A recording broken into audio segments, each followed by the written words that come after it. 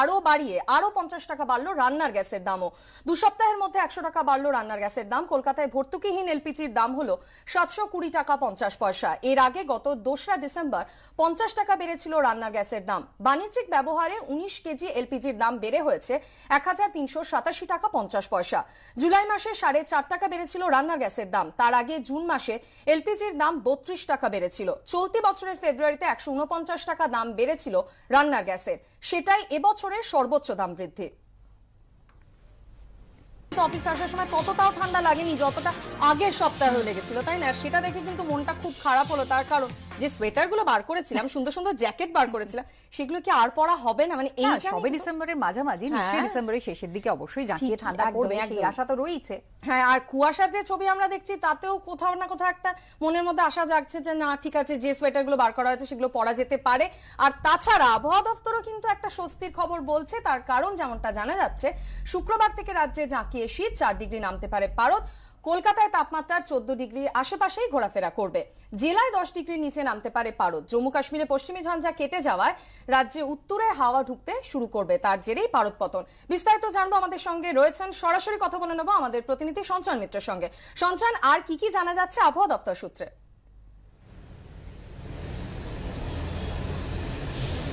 দেখো, বারবার করে প্রতিহত হচ্ছে শীতের যে গতি, সেটা যে কারণে তাপমাত্রা খুব একটা নামতে পারছিল না। বারবার করে আমরা দেখেছি যে 16 ডিগ্রি 17 ডিগ্রি, দুবার কিন্তু ইতিমধ্যেই 15 ডিগ্রির ঘরে কলকাতায় তাপমাত্রা নেমেছিল। কিন্তু সব মিলিয়ে যে জাঁকিয়ে ঠান্ডা, সেটা কলকাতা শহরে অন্তত অনুভূত হচ্ছিল না, যদিও জেলাগুলোতে শীতের প্রভাব কিন্তু যথেষ্ট বেশি ছিল, এখনো পর্যন্ত রয়েছে। এবং যেটা দেখা যাচ্ছে যে গত প্রায় সপ্তাহখানেকের বেশি সময় ধরে কুয়াশার দাপট রয়েছে। মাঝে মাঝে বেশ কয়েকদিন গেছে যে সারা দিন ধরেই প্রায় কুয়াশাচ্ছন্ন ছিল কলকাতা এবং দক্ষিণবঙ্গ, উত্তরবঙ্গের অধিকাংশ জেলায়। সেই পরিস্থিতিটা আস্তে আস্তে কাটছে।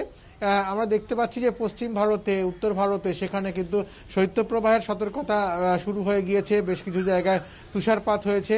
ফলত সেই ঠান্ডাটা ধীরে ধীরে আমাদের রাজ্যের দিকেও এগিয়ে আসবে।